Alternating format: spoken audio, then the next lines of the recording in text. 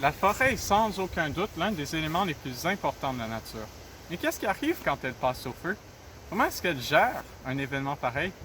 Avec les feux en Californie récemment, la question se pose. En fait, bizarrement, les feux contribuent grandement à la régénération de la forêt de plusieurs façons différentes. C'est pourquoi, pour conserver certaines espèces végétales en danger, les personnes en charge de la forêt vont même en brûler certaines parties pour ensuite les laisser repousser adéquatement. On utilise alors la méthode canadienne, la prévision du comportement des incendies. Il faut tenir compte de facteurs comme le combustible utilisé, la météo, les pentes et l'humidité des plantes. Si on veut arrêter un feu artificiel, on utilise les rivières, les lacs, les falaises, les sentiers défrichés ou des fois juste l'humidité ambiante, c'est-à-dire que des zones plus humides que d'autres vont servir de barrière. Prenons le pin blanc par exemple.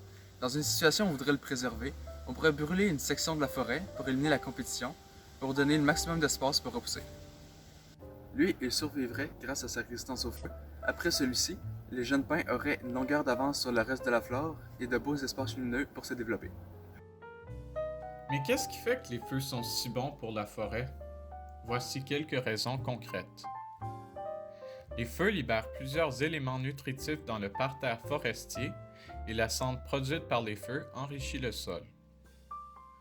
Les feux brûlent des arbres qui bloquaient auparavant la lumière du soleil.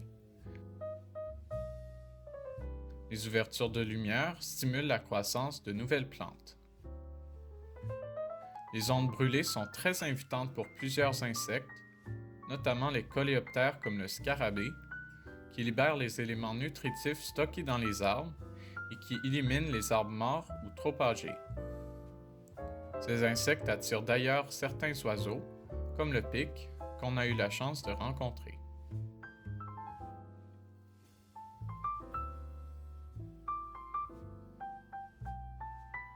Les bleuets, les framboisiers et les rosiers repoussent rapidement, ce qui attire les ours, les orignaux et les cerfs de Virginie. Leurs excréments servent d'engrais très efficaces pour le parterre forestier.